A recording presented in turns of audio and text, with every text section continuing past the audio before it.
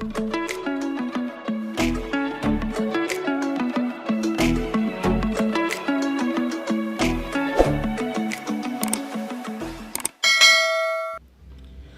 balik lagi bersama gue Ekal dan hari ini gue mau ngoprek Oppo A37. Seperti yang kalian lihat di sini Oppo A37 ini touchscreen-nya yang bermasalah. Jadi ini kontrasnya tidak bisa kita mainin karena bagian bawah pada touchscreen ini itu bermasalah. Jadi bagian bawah itu dia nggak bisa kesentuh sama sekali ya. Tapi kalau untuk bagian atas dia touchscreen normal untuk bagian atas, jadi separuh ke atas normal ya, separuh ke bawah itu nggak bisa disentuh sama sekali ya, jadi setengahnya aja yang nggak bisa disentuh. Dan ini bisa kita pastikan bahwa kerusakan seperti ini itu adalah touchscreen-nya yang bermasalah. Dan ini kebetulan gue juga udah beli touchscreen-nya ya. Ini touchscreen-nya, jadi touchscreen yang baru ini bakalan kita pasang. Jadi untuk kasus seperti ini kita nggak harus ganti satu set sama LCD karena di sini LCD-nya emang masih ori. Kita akan coba ganti touchscreen-nya aja. Oke, mudah-mudahan pengerjaannya berhasil. Buat kalian yang belum subscribe, bantu subscribe biar gue semangat bikin videonya. Untuk pembongkaran sendiri, gue anggap kalian udah pada bisa. Kalaupun misalkan kalian masih bener-bener pemula, kalian bisa lihat video ini atau video-video yang udah banyak banget yang pernah gue upload. Mudah-mudahan di situ bermanfaat ya buat saya pribadi atau buat rekan-rekan. Intinya di video-video sebelumnya atau misalkan kalian baru lihat channel ini, channel Teknisi Blind Marketing, di sini gue bahas tentang tutorial service handphone itu untuk pemula ya. Jadi buat kalian yang baru nonton channel ini, kalau misalkan kalian pengen tahu tentang service handphone, pengen tahu tentang ngoprek handphone itu seperti apa, atau pengen ya minimal kalian kalau misalkan ada kerusakan kecil itu bisa benerin sendiri lah gitu kan. Nah, itu bisa di subscribe dan mudah-mudahan dengan kalian subscribe itu bisa jadi semangat saya sendiri untuk upload konten minimal setiap 1 minggu itu 2 video ya.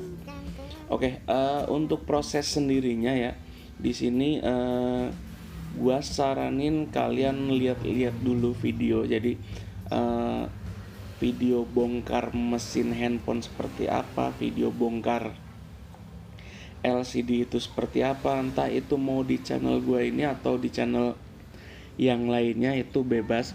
Intinya di sini kalau misalkan kalian belum pernah ngoprek ya, itu usahakan minimal nonton video tutorialnya dulu biar kalian nggak salah kaprah, atau minimal kecelakaan kerja itu bisa perkecil lah ya. Ya, untuk pembongkaran LCD kalian bisa tiru dengan cara saya seperti ini ya. Jadi kalau misalkan saya pribadi, saya biasanya menggunakan cara seperti ini karena di sini yang bakal kita selamatin adalah LCD. Jadi kalau yang bakalan kita selamatin LCD, touchscreen bisa kita nomor 2 kan, atau bisa kita rusak ya. Jadi intinya karena di sini LCD yang bakalan kita ambil lagi atau yang bakalan kita pakai lagi itu walaupun touchscreen kadang rusak, karena itu menurut gua nomor 2 selamat atau enggaknya touchscreen. Oke, di sini udah langsung gua skip videonya ya. LCD sama touchscreen itu di sini udah berhasil gua pisahin. Oh ya, sekali lagi kalau misalkan kalian bingung cara pisahinnya seperti apa, gua udah bikinin video cara pisahin LCD. Entah itu touchscreen-nya yang masih utuh seperti ini ataupun di situ yang touchscreen-nya itu bener-bener hancur. Nanti linknya bakalan gua sertain di deskripsi. Mudah-mudahan video ini nanti kalau misalkan kalian pengen pisahin LCD sama touchscreen, itu bisa buat jadi referensi kalian.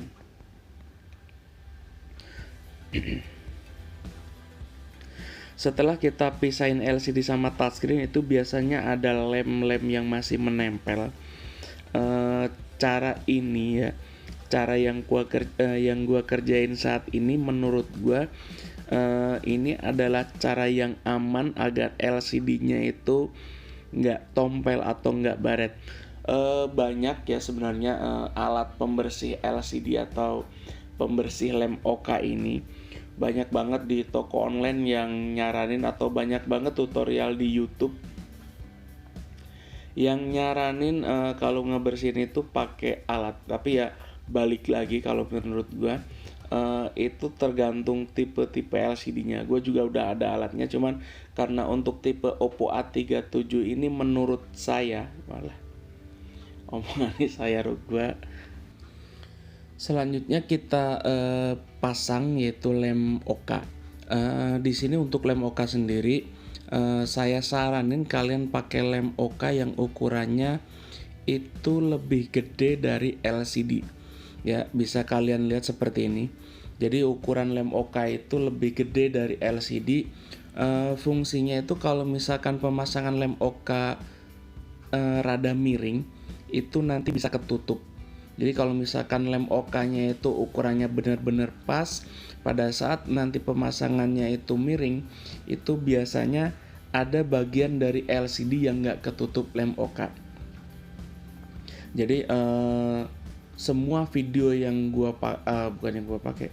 semua video yang gua bikin, kalau misalkan kalian tanya tentang pemasangan lem OK, di situ pasti gua selalu memakai lem OK yang ukurannya itu lebih gede. Kenapa lebih gede? Yaitu fungsinya itu buat menutup ya, atau agar posisi LCD di sini ya itu tertutup rapi sama lem OK. Jadi daripada gua nanti lem OK-nya itu kurang atau tidak menutupi LCD, mendingan pakai lem OK yang ukurannya lebih gede dari LCD, dan nantinya lem OK-nya itu kita potong seperti di video ini. Oke, untuk alasnya gue biasanya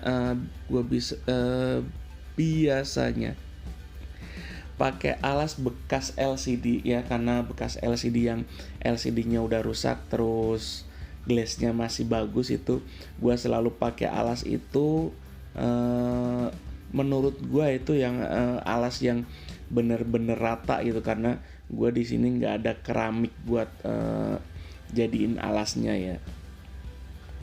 Oke, selanjutnya untuk pemasangan LCD agar nempel sama touchscreen, di sini gue pakai frame-nya ya. Jadi frame di sini fungsinya itu buat ngepasin antara LCD sama touchscreen, agar nanti pada saat posisi LCD sama touchscreen itu nempel ya di lem OK ya, itu posisinya itu benar-benar presisi atau benar-benar pas pada frame.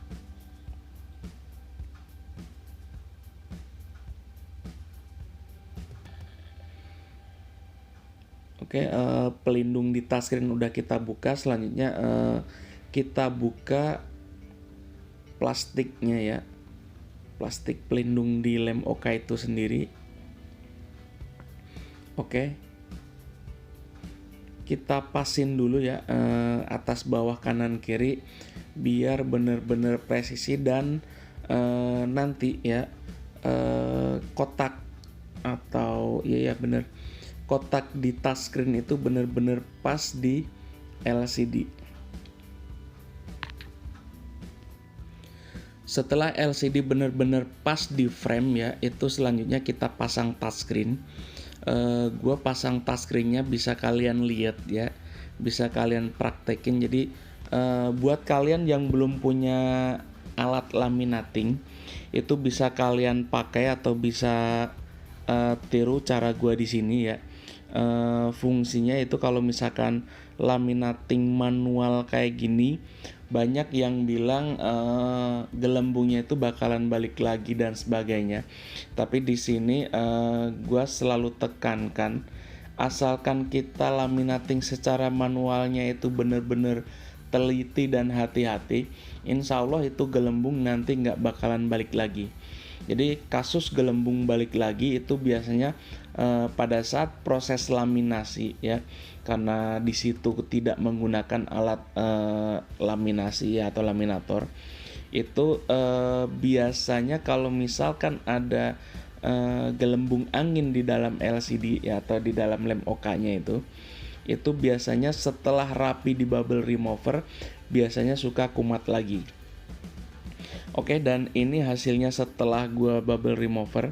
Buat kalian yang belum tahu atau yang baru nonton tentang bubble remover itu apa, silahkan lihat-lihat video ini ya. Jadi channel Teknisi Doyan Makan ini, gue bilang lagi ya, ini ngebahas tentang tutorial servis handphone.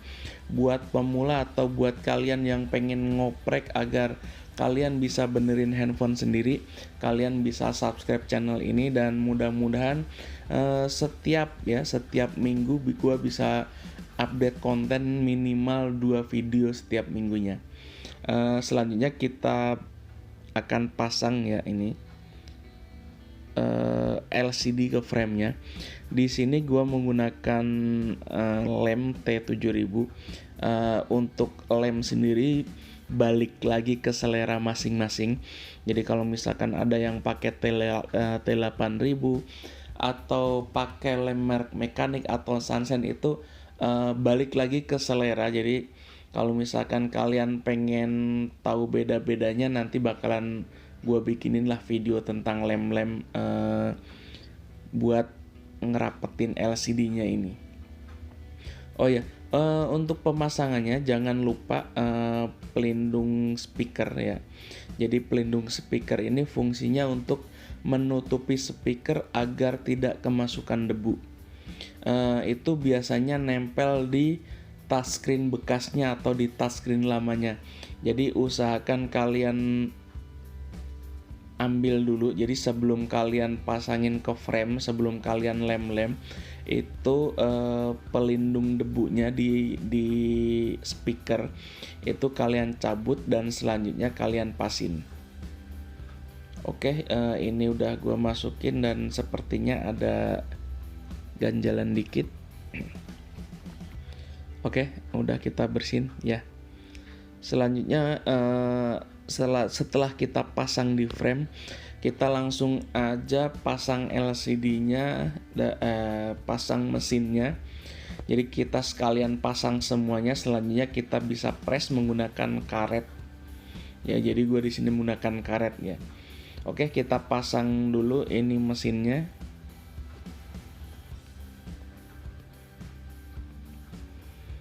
Oke, di bagian kamera ini usahakan benar-benar masuk. Karena kalau misalkan bagian kamera itu nggak masuk, itu posisi mesin nggak bakalan ngepres ya. Oke, selanjutnya kita baut semuanya. Soket kamera semuanya udah kita pasang.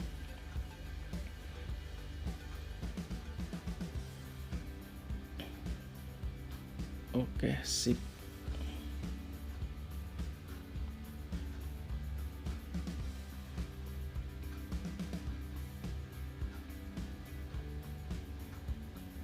Sip.